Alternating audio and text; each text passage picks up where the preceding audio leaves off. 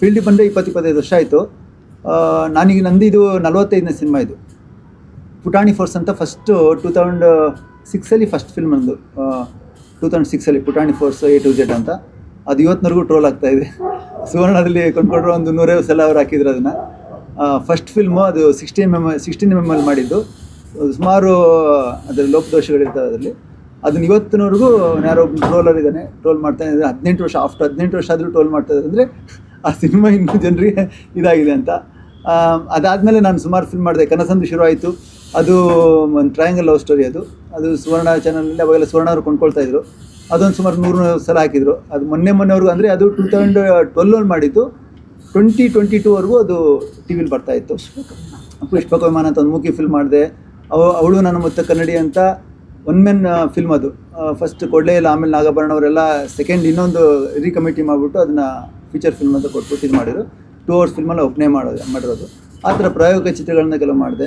ಆಮೇಲೆ commercial film ಆಗಿ ಒಂದು ಕೊಲೆಯ ಸುತ್ತ, ಮಿತ್ರರಕ್ಷಕ, ರಾಜಕ್ರೀಡೆ ಮೊನ್ನೆ ರಿಲೀಸ್ ಆಯಿತು ಇಲ್ಲಿ. ಯಾವುದಿರೋದು ಮೀರಜಲ್ಲಿ ರಿಲೀಸ್ ಆಯಿತು. ಸೊ ಈ ಥರ ಇನ್ನೂ ಈಗ ಆಪರೇಷನ್ ಡೈಮಂಡ್ ಸೀಕ್ರೆಟ್ ಅಂತಿದೆ. ಅದು ಕಂಪ್ಲೀಟ್ ಆಗಿದೆ. ಅದರದ್ದು ಸಾಂಗ್ ಮಾಡಬೇಕು, ಶೂಟ್ ಮಾಡಬೇಕು. ಸೊ ಈ ಥರ ಫಿಲ್ಮ್ಸ್ಗಳು ಮಾಡಿದ್ದೀನಿ.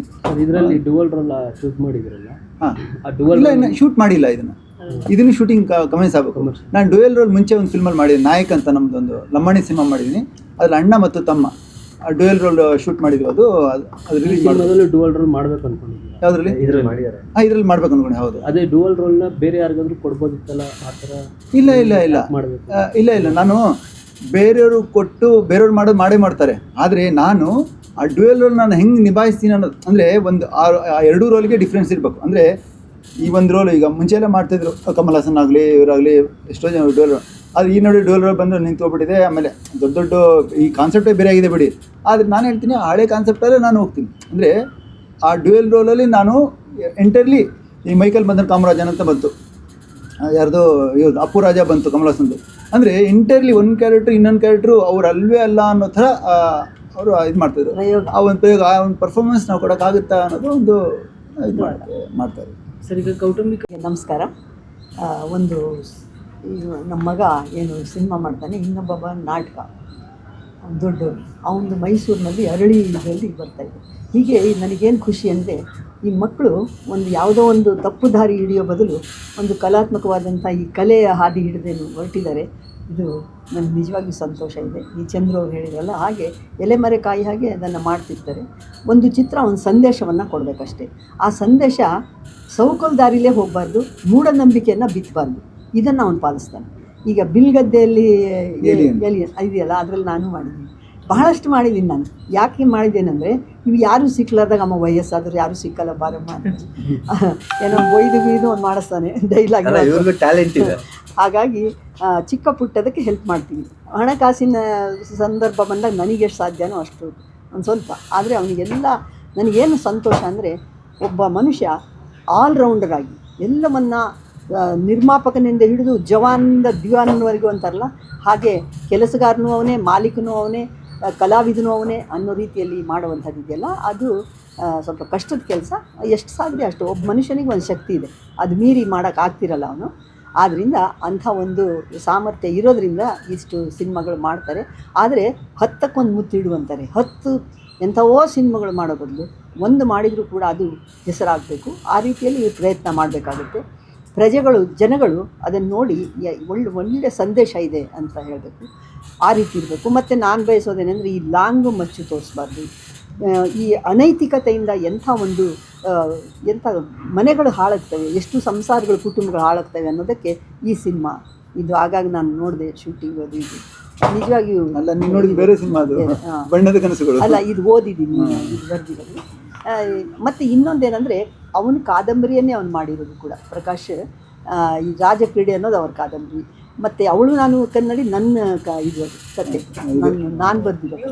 ಹೌದು, ನಂದು 21 ಕೃತಿಗಳಾಗಿದೆ. ನಾನು ಸಾಹಿತ್ಯ ಅಕಾಡೆಮಿ ಪ್ರಶಸ್ತಿ ಅದು ಇದು ನಾನು ಬೇಕಾದಷ್ಟು ಬರೆದಿದ್ದೀನಿ. ಆದರೆ ಈ ಸಿನಿಮಾ ಮಾಡುವಂಥದ್ದನ್ನು ನಾನು ಎಲ್ಲ ಒಪ್ಪಲ್ಲ, ನನಗಿಷ್ಟ ಆಗಲ್ಲ. ಯಾಕೆಂದರೆ ಮತ್ತೆ ಅದೇ ಮೂಢನಂಬಿಕೆವು ಅದೇ ಬರ್ತಾಯಿದ್ರೆ ಅದರಿಂದ ಜನಕ್ಕೆ ಏನೂ ಸಂದೇಶ ಸಿಗಲ್ಲ. ಮಾಡೋರು ಮಾಡ್ತೀವಿ ಹೊಸತನವನ್ನು. ಈಗ ನೋಡಿ, ಈ ಆಕಾಶದ ಇದು ತೋರಿಸಿದೆಯಲ್ಲ, ಯಾವುದಪ್ಪ ಅದು, ಅದೇ ಬಿರುಗದಲ್ಲಿ ಅದೇ ಅಲ್ಲ, ಅದರಲ್ಲಿ ಎಷ್ಟು ನೀತಿ ಇದೆ ಅಂದರೆ, ಇದು ತಿಳುವಳಿಕೆ ಇದೆ ಅಂದರೆ, ಹೇಗೆ ಗ್ರಹಗಳ ಕೆಲಸ ಮಾಡ್ತವೆ, ಸೂರ್ಯನ ಕೆಲಸ ಏನು, ಚಂದ್ರನ ಕೆಲಸ ಏನು, ಮತ್ತು ಈ ಭೂಮಿಯ ಆಯುಷ್ಯ ಏನು, ಎಷ್ಟು ಅಂತರದಲ್ಲಿ ಈ ಭೂಮಿಗೂ ಮತ್ತು ಆಕಾಶಕ್ಕೂ ಇದಿದೆ. ಬಹಳಷ್ಟು ವಿಜ್ಞಾನದ ವಿಷಯಗಳು ಅದರಲ್ಲಿದೆ. ಹಾಗೆ ಒಂದು ಯಾವುದೋ ಒಂದು ಸಂದೇಶವನ್ನು ಕೊಡುವಂಥ ಕೆಲಸ ಮಾಡಿದಾಗ ಆ ಸಿನಿಮಾಗಳು ಬಹಳ ಜನಗಳಿಗೆ ಮುಟ್ಟದೆ ಹೋದರೂ ಕೂಡ ಸಾರ್ಥಕವಾದಂಥ ಕೆಲಸ ಮಾಡಿದೆ ಅನ್ನೋದು ಅವರ ಆತ್ಮಸಾಕ್ಷಿಗೆ ಗೊತ್ತಾಗುತ್ತೆ. ಆ ರೀತಿಯಾಗಿ ಮಾಡ್ತಿದ್ದಾರೆ. ತಾವುಗಳು ಸಹಕಾರ ಕೊಡಬೇಕು. ಎಷ್ಟೋ ಸಾರಿ ಏನೂ ಕೆಲಸಕ್ಕೆ ಬರಲಾರ್ದಂಥ ಸಿನಿಮಾಗಳು ಇರ್ತವೆ. ಅವು ನಾವು ಇದರಲ್ಲಿ ಯಾವ ಸಂದರ್ಭಕ್ಕೂ ಬಿಡಲ್ಲ. ನಾವು ತಾಯಿ ಮಗ ಇದಕ್ಕೆ ಹೋಗ್ತೀವಿ, ಫಿಲ್ಮ್ ಫೆಸ್ಟಿವಲ್ಗೆ ಎಷ್ಟೇ ಕಷ್ಟ ಆದರೂ ಬಿಡಲ್ಲ. ಯಾಕೆಂದ್ರೆ ನಮ್ಗೆ ಕುತೂಹಲ ಇರುತ್ತೆ. ಬೇರೆ ಬೇರೆ ದೇಶದ ಸಿನಿಮಾಗಳು, ಈ ದೇಶದಲ್ಲಿ ಈ ರಾಜ್ಯದಲ್ಲಿ ನಡೆಯುವಂಥದ್ದಕ್ಕಿಂತಲೂ ಬೇರೆ ಸಂಸ್ಕೃತಿ ತಿಳ್ಕೊಳ್ಳೋದು ಭಾಳ ಇಷ್ಟ. ಅಂಥವು ಮಾಡೋಕ್ಕೆ ಸಾಧ್ಯ ಆಗಿದ್ದರೆ ಇನ್ನೂ ಚೆನ್ನಾಗಿರೋದು.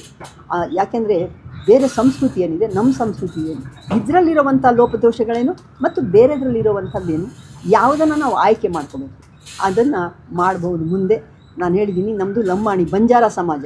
ಈ ಬಂಜಾರ ಸಮುದಾಯದಲ್ಲಿ ಅತ್ಯಂತ ಉಪಯುಕ್ತವಾದಂಥ ವಿಷಯಗಳು ಇದ್ದಾವೆ, ಅತ್ಯಂತ ಕ್ರೂರವಾಗಿ ನಡ್ಕೊಳ್ಳುವಂಥ ವಿಷಯಗಳು ಇದ್ದಾವೆ. ಆದ್ದರಿಂದ ಈ ಉಪಯುಕ್ತವಾದಂಥ ವಿಷಯಗಳನ್ನು ತಗೊಂಡು ಒಂದು ಜನಗಳಿಗೆ ಮನಮುಟ್ಟೋ ರೀತಿಯಲ್ಲಿ ಮತ್ತೆ ಮುಂದೆ ಮಾಡಲಿ. ಈಗಿರೋ ಮಾಡಿದ್ದಾರೆ, ಮಾಡ್ತಾ ಇರಲಿ ಅಂತ ನಾನಂತೂ ಆಶಯಿಸ್ತೀನಿ. ಮತ್ತು ಎಲ್ಲ ಸೌಲಭ್ಯಗಳು ಇರೋದರಿಂದ ಈ ಸಿನಿಮಾ ಮಾಡೋಕ್ಕೆ ಸಾಧ್ಯ ಇದೆ. ಅಲ್ಲಿ ನಮ್ಮಂಥವ್ರು ಕೋಟಿ ನಮ್ಮ ಕೋಟಿಗೆ ಎಷ್ಟು ಸೊನ್ನೆ ಇದೆ ಗೊತ್ತಿಲ್ಲ. ನಾನು ಮಂತ್ರಿ ಆದರೂ ಕೂಡ ನನಗೆ ಅದು ಯಾವ ಇದು ಕೂಡ ಇಲ್ಲ. ನನಗೇನಪ್ಪ ಅಂದರೆ ಸರ್ಕಾರದಿಂದ ತಿಂಗಳು ಏನು ಬರುತ್ತೆ ಅದರಲ್ಲಿ ನಾನು ಜೀವನ ಮಾಡ್ತಾಯಿದ್ದೀನಿ, ಬೇರೆ ಯಾವುದೂ ಇಲ್ಲ. ನಂದು ಹೆಚ್ಚು ಕಮ್ಮಿ 50 ಸಿನಿಮಾ ಆಗಿದೆ. ಇವರು ನಾವು ಒಟ್ಟಿಗೆ ಹಳೆ ಅದೊಂದಷ್ಟು ಸಿನಿಮಾಗಳು 3 ಸಿನಿಮಾದಲ್ಲಿ ಒಂದು ಪೋಷಕ ಪಾತ್ರಗಳನ್ನು ಮಾಡಿದ್ದೀವಿ. ಅಲ್ಲಿಂದ ನಾವು ಒಂದು 20-25 ವರ್ಷ ಸ್ನೇಹಿತರು. ಆ್ಯಕ್ಚುಲಿ ಮಾಡ್ಕೊಬಂದು ನಾನೊಂದು 2 ಸಿನಿಮಾ ಮಾಡಿದೆ, ಜೀವನಧಾರೆ ಮತ್ತು ನಾಡ ರಕ್ಷಕ ಅಂತ. ಜೀವನಧಾರೆಗೆ ಡಾಕ್ಟರ್ ರಾಜ್ಕುಮಾರ್ ಅವರು ನಾನು ಪಕ್ಕ ಅಭಿಮಾನಿ. ಪ್ರಯತ್ನ ಪಟ್ಟಿದ್ದಕ್ಕೆ ಅವ್ರು ನನಗೋಸ್ಕರ ಒಂದು ಸಾಂಗ್ ಹಾಡೋದು. ಅವರಿಂದ ಒಂದು 6 ಮಂತು ಹೋಗಿ ರಿಕ್ವೆಸ್ಟ್ ಮಾಡ್ಕೊಂಡಾದ್ಮೇಲೆ ನಾನೊಬ್ಬ ಅಭಿಮಾನಿ ಅಷ್ಟೇ. ಅಭಿಮಾನಿಗೂ ಕೊನೆ ಹಾಡು ಹಾಡಿರೋದೊಂದು ನನಗೆ, ಅದು ಸೋಷಿಯಲ್ ಮೀಡಿಯಾದಲ್ಲೇ ಇದೆ. ಅದು ಜೀವನಧಾರೆಯಲ್ಲಿ ತೆರಳುತ್ತಿದೆ ಮರಳಿ ಮಣ್ಣಿಗೆ ಜೀವ ಅಂತ ಅದು ಇದೆ. ತುಂಬ ವ್ಯೂಸ್ ಎಲ್ಲ ಆಗಿದೆ ಅದಕ್ಕೆ. ಅದು ನನಗೆ ಕೊನೆ ಹಾಡಾಗಿ ಸಿಕ್ಕಿದ್ದು ನನ್ನೊಂದು ಪುಣ್ಯ. ಸೊ ಹಂಗೆ ಅದಾದ ನಂತರ ನಾವು ಇವರು ಕಾಂಟ್ಯಾಕ್ಟಲ್ಲೇ ಇದ್ವಿ. ಬಟ್ ನಾನು ಬೇರೆ ಬೇರೆ ಸಿನಿಮಾ ಮಾಡ್ತಿದ್ದರಿಂದ ಅವಕಾಶ ಇಬ್ಬರು ಒಟ್ಟಿಗೆ ಮಾಡೋಕ್ಕಾಗಲಿಲ್ಲ. ನಂತರದಲ್ಲಿ ಇವರು ನನಗೆ ಸಿಕ್ಕಿ ಚಂದ್ರು ಒಟ್ಟಿಗೆ ಸಿನಿಮಾಗಳು ಮಾಡೋಣ ಅಂಥೇಳಿ ಈಗ ರೀಸೆಂಟಾಗಿ 1-2 ಸಿನಿಮಾ ಒಟ್ಟಿಗೆ ಮಾಡಿದ್ವಿ. ಇವರೇ ನಿರ್ದೇಶಕರು, ಎಲ್ಲ ಇವ್ರದೇ ಬ್ಯಾನರ್ ಮಾಡಿದ್ದು. ಈಗ ಏನಿಲ್ಲ, ಈ ಸಿನಿಮಾಗೆ ಒಂದು ಏನೋ ಒಳ್ಳೆ ಅವಕಾಶ ಕೊಟ್ಟಿದ್ದಾರೆ. ಸೊ ಇದೆಲ್ಲ ನಾನು ಮಾಡ್ತೀನಪ್ಪ, ಮಾಡೋಣ ಸ್ನೇಹಿತರಿಗೋಸ್ಕರ ಒಬ್ರಿಗೊಬ್ರು. ನನ್ನ ಪಾತ್ರ ಏನಂದರೆ ಸೆಕೆಂಡ್ ಹೀರೋ ಥರ ಒಂದು ಪಾತ್ರ ಇದೆ ಅಷ್ಟೇ. Investigation officer, police inspector character. ನಾನು ಅದೊಂದು 2 ಸಿನಿಮಾ ಮಾಡಿದೆ. ಆ್ಯಕ್ಚುಲಿ ಸ್ವಲ್ಪ ಎಕ್ಸ್ಪೀರಿಯನ್ಸ್ ಇದೆ. ಪ್ರತ್ಯರ್ಥ ಅಂತ ಸುನಿಲ್ ಕುಮಾರ್ ದೇಸಾಯಿ ಅವ್ರ ಚಿತ್ರದಲ್ಲಿ, ಆಮೇಲೆ ಉಪೇಂದ್ರ ಅವ್ರ ಜೊತೆ ಮಾಡಿದ್ದೀನಿ. ಉಪೇಂದ್ರದಲ್ಲೇ ಇನ್ಸ್ಪೆಕ್ಟ್ರು. ಅದೇ ಈ ಥರದ್ದು ಒಂದು 50 ಸಿನಿಮಾ ಆಗಿದೆ ನನಗೆ. ಅದಾದಮೇಲೆ ನೋಡ್ಬೇಕು, ಇಲ್ಲಿ ಒಂದು ಕಾಕಿ ಬಟ್ಟೆ ಅಂದರೆ ನನಗೆ ಸ್ವಲ್ಪ ಹಿಂದೆ ದೂರನೇ ನನಗೆ, ಅದು ಆಗಿ ಬರಲ್ಲ ಇನ್ಸ್ಪೆಕ್ಟ್ರ್ ಪಾತ್ರ ಅಂದರೆ. ಸರಿಯಾಗಿ ಜನ ಐಡೆಂಟಿಫಿಕೇಷನ್ ಮಾಡೋಣ ಅಂತ ನಾವು ಇನ್ನೂ ಎಸ್ಟಾಬ್ಲಿಷ್ ಆಗಿಲ್ಲ. ಸೊ ಈಗಲೇ ನಾವು ಅದೇನೋ ಹ್ಯಾಟ್ ಹಾಕಬೇಕು, ಶೇವಿಂಗ್ ಮಾಡ್ಕೋಬೇಕು, ನಮ್ಮದು ಇದು ಖರಾಬ್ ಲುಕ್ ಯಾವಾಗೂ ಇದ್ದೇ ಇರುತ್ತೆ. ಈ ಲುಕ್ಕಲ್ಲೇ ತುಂಬ ಸಿನಿಮಾಗಳಲ್ಲಿ ನಂದು ಕಾಣಿಸ್ಕೊಂಡಿರೋದು. ಈ ನೋಡೋಣ ಮುಂದಕ್ಕೆ ಈ ಚಿತ್ರ ಇವ್ರ ಕೈನಲ್ಲಿದೆ. ನನ್ನನ್ನು ಹೆಂಗೆ ತೋರಿಸ್ಬೇಕು, ಏನು ಮಾಡಬೇಕು, ಕ್ಯಾರೆಕ್ಟರ್ ಹೆಂಗೆ ಮಾಡಬೇಕು. ಹಿಸ್ಟ್ರಿ ಕ್ರೈಮ್ ಸಬ್ಜೆಕ್ಟು ನೀವು ನೋಡಿದಂಗೆ MY 1961 ಅಂತ. ಇದು ಆ್ಯಕ್ಚುಲಿ ಹಳೆ ಒಂದು ಕಾರ್ ನಂಬರು. ಸೊ ಈಗ 10-15 ಇಯರ್ಸ್ ಬ್ಯಾಕ್ ಇದ್ರದ್ದು. ಸೊ ಏನಕ್ಕೆ ಅಂತಂದರೆ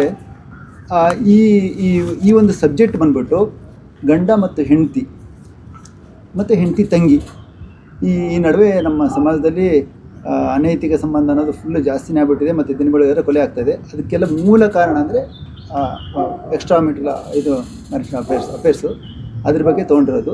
ಅಂದರೆ ಗಂಡ ಹೆಂಡತಿ ಬಿಟ್ಟು ಹೆಂಡತಿ ತಂಗಿನ ಅವಳು ಫಾರಿನ್ ಬಂದಾಗ ಅವಳ ಜೊತೆ ಲವ್ ಅಫೇರ್ ಇಟ್ಕೊಂಡ್ಬಿಡ್ತಾನೆ. ಆದರೆ ಅವಳು ಮರ್ಡರ್ ಆಗಿಬಿಡ್ತಾಳೆ. ಆ ಮರ್ಡರ್ ಮಾಡಿದ್ದಾರು ಗಂಡನ ಅಥವಾ ಬೇರೆಯವರ ಸುಪಾರಿ ಕೊಟ್ಟಿದ್ದನ್ನ ಅಥವಾ ಹೆಂಡತಿ ಮಾಡಿದ, ಅದು ಅದ್ರ ಸುತ್ತ ಈ ಕತೆ ಸುತ್ತುತ್ತೆ. ಇನ್ವೆಸ್ಟಿಗೇಷನ್ ಆಫೀಸರ್ ಆಗಿ ಇವ್ರು ಮಾಡ್ತಾಯಿದ್ದಾರೆ. ನಾನು ಡ್ಯೂಲ್ ರೋಲ್ ಮಾಡ್ತಾಯಿದ್ದೀನಿ. ಒಂದು ಇವ್ರ ಜೊತೆಗೆ ಒಂದು ರೋಲು ಮತ್ತು ಇನ್ನೊಂದು ರೋಲು ಗಂಡನ ರೋಲು. ಸೊ ಇದರಲ್ಲಿ ಇಬ್ಬರೇನು ಅದೇ ಒಂದು ಹೆಂಡತಿ ರೋಲು, ಇನ್ನೊಂದು ತಂಗಿ ರೋಲು. ತಂಗಿ ರೋಲ್ ಬಂದ್ಬಿಟ್ಟು ಅವಳು ಒಂದು ಇದರಲ್ಲಿ ಅವಳು ಬಾರ್ ಇದ್ರಲ್ಲಿ ಕೆಲಸ ಮಾಡ್ತಿರ್ತಾಳೆ ಬಾರ್ಗಳಾಗಿ, ಅಲ್ಲಿ ಆ ಐಟಮ್ ಸಾಂಗ್ ಬರುತ್ತೆ. ಸೊ ಆಮೇಲೆ ಇವನು ಮದುವೆ ಆಗಿರ್ತಾನೆ. ಸೊ ಇದು ನೀವು ಅದನ್ನು ರಿವೀಲ್ ಮಾಡಿಬಿಡಿ. ಆ್ಯಕ್ಚುಲಿ ಎಂಡಲ್ಲಿ ಅವಳು ಗಂಡಿನ ಮೇಲೆ ಇದು ಹೋಗುತ್ತೆ, ಏನೋ ಸಸ್ಪೆನ್ಸ್. ಅದೇ ಈ ಸಬ್ಜೆಕ್ಟ್ನ ಇದ್ರ ಮೇಲೆ ನಾವೊಂದು 5-6 ಹಾಡು ಮಾಡಿಬಿಟ್ಟು ನಾವು ಇದರಲ್ಲಿ, ಅಂದರೆ ಇದೊಂದು ಕಮರ್ಷಿಯಲ್ ಆಸ್ಪೆಕ್ಟಾಗಿ ಹೋಗಬೇಕು. ಆಮೇಲೆ ಬರೀ ಮರ್ಡರ್ ಮಿಸ್ಟ್ರಿ ಅಂದರೆ ಹಾಡು ಇಲ್ಲದೆ ಇರೋಂಗೆ ಮಾಡೋದು ಬೇಡ, ಹಾಡು ಇಟ್ಬಿಟ್ಟು ಮಾಡೋಣ ಅಂತ ಅಂದ್ಕೊಂಡು ಮಾಡಿ.